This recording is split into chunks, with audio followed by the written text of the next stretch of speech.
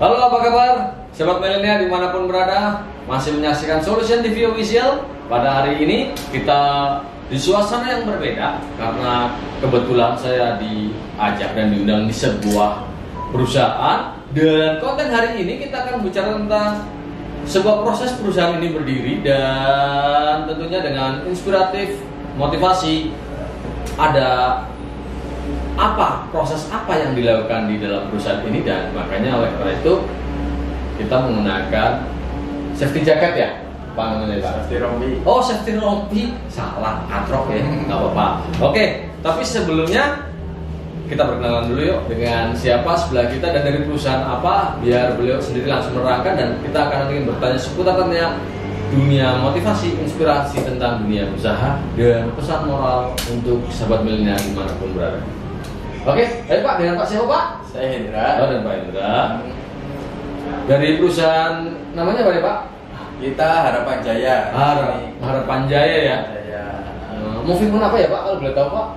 Kita bergerak di bidang otomotif. Otomotif. Lalu spare part otomotif. Spare part otomotif. Dan juga industrial service. Industrial service. Banyak ya. Tentunya sobat milenial juga pasti mau tahu dong. Berapa sih jumlah karyawannya Pak?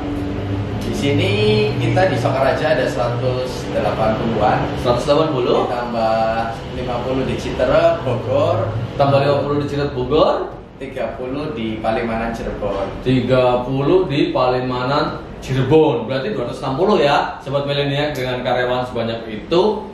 Saya datang ke sini karena saya itu juga saya banyak belajar dari beliau. Di era seperti yang kita lihat kemarin, beliau usahanya tetap bertahan dan tidak merumahkan karyawan atau istilahnya membagi jam kerjanya juga tidak, tetapi berjalan dengan apa adanya hingga hari ini. Kalau boleh tahu, kita mau tanya ya, sebenarnya PT Harapan Jaya ini berdiri di tahun berapa dan bagaimana prosesnya Pak Hendra? Secara singkat kita berdiri tahun 84-an. Waktu itu ayah saya dari usaha angkutan masuk ke usaha bengkel. Karena dulu waktu di angkutan juga banyak bersinggungan dengan bengkel. Lalu tahun 84-an memutuskan untuk mulai bengkel ini. Dari membeli 1-2 mesin lalu memulai mengerjakan sendiri, ayah saya mulai dari terima order lalu melakukan slab sendiri, bubut sendiri, juga delivery juga. Ya, sejak itu kita yang awalnya di otomotif lalu masuk ke industri juga. Jadi pengembangan dari pada waktu itu di era tahun 80-an itu, jadi Papa sendirian ya? Papa sendiri, tapi terus dibantu sama Mama juga. Oh, dibantu sama Mama juga. Jadi usahanya dimulai benar-benar dirintis dari nol, dilakukan semuanya, lalu sekarang sudah berkembang di sisi masuk ke dunia industri ya. Iya. Masuk dunia industri dan kalau boleh tahu, biasa dalam sebuah usaha itu kan pasti ada naik turun ya Pak ya. Nah, kalau boleh tahu di proses naik turun itu sudah berapa kali sih Pak naik turun seperti itu? Biasanya pengusaha kan di dalam dunia usaha kan tidak memungkiri ya, pasti selalu ada naik turun, atau bahkan ada yang sampai terjal, ada yang naik kembali, improve. Nah, yuk kita akan tanya bagaimana proses Harapan Jaya itu dari tahun 83 itu sampai tahun 2020 ini masih berdiri. Ya, kalau usaha bengkel ini sendiri yang saya ingat 2 kali ya. Jadi waktu 98 itu membawa dampak ke industri sama kali ini Corona. Oh, era Corona ini ya, COVID-19. Cuman di luar ini dulu Papa Mama pernah usaha kayu. Itu juga mengalami fase penurunan jatuh bangun juga ya. Nah, kalau boleh tahu nih yang didapat ilmu pada waktu di usaha masih dipegang Papa ya.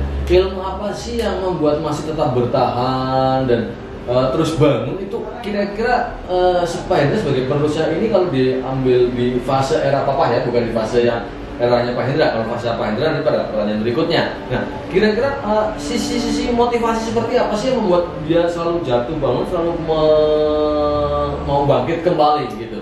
Ya, kalau saya belajar banyak dari papa mama. Itu yang pertama tentunya kerja keras dan tekun ya. Kerja keras dan tekun. Iya. Lalu berorientasi pada customer.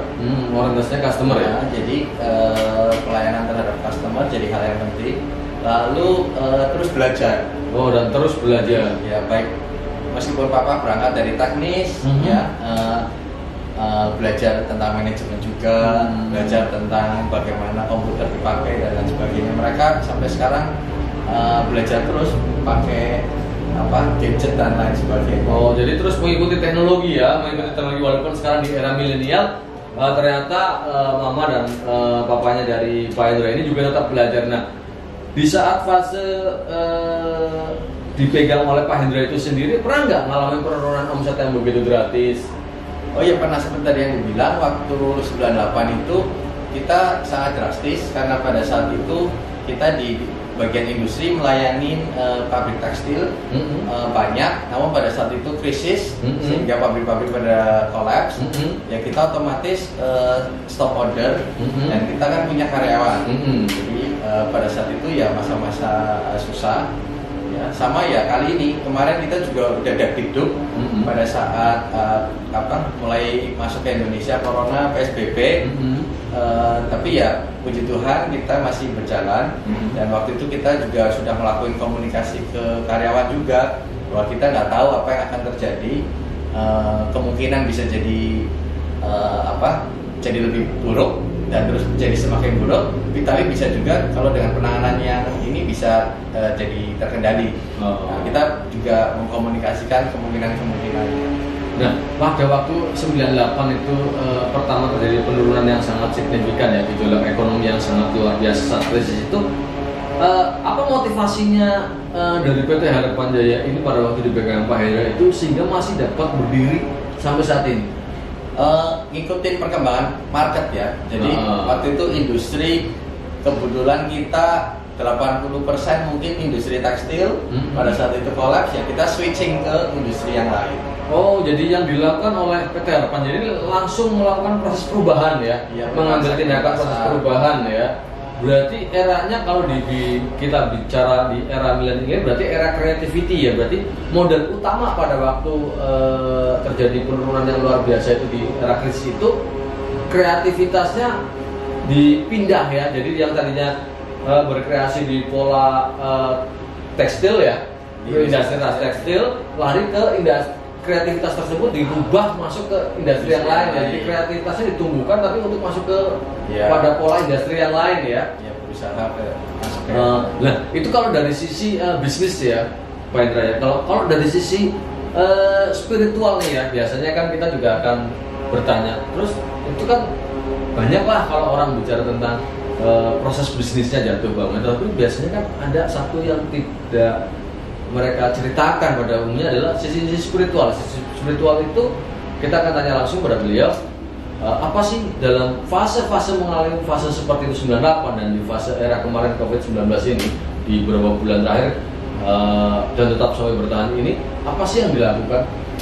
Ya, kita yang pertama sih dalam usaha selalu bersyukur, ya, karena pada saat apapun yang terjadi kalau kita syukurin bahwa kesulitan-kesulitan itu juga membawa hikmat, kita jadi punya semangat ya.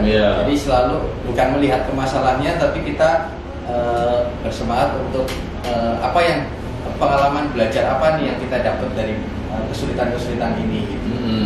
Yaitu bersyukur, lalu kita mau terus belajar ya, dan ya kalau namanya usaha kan memberikan nilai kepada customer. Jadi kita selalu berpikir bagaimana kita bisa memberikan nilai kepada customer.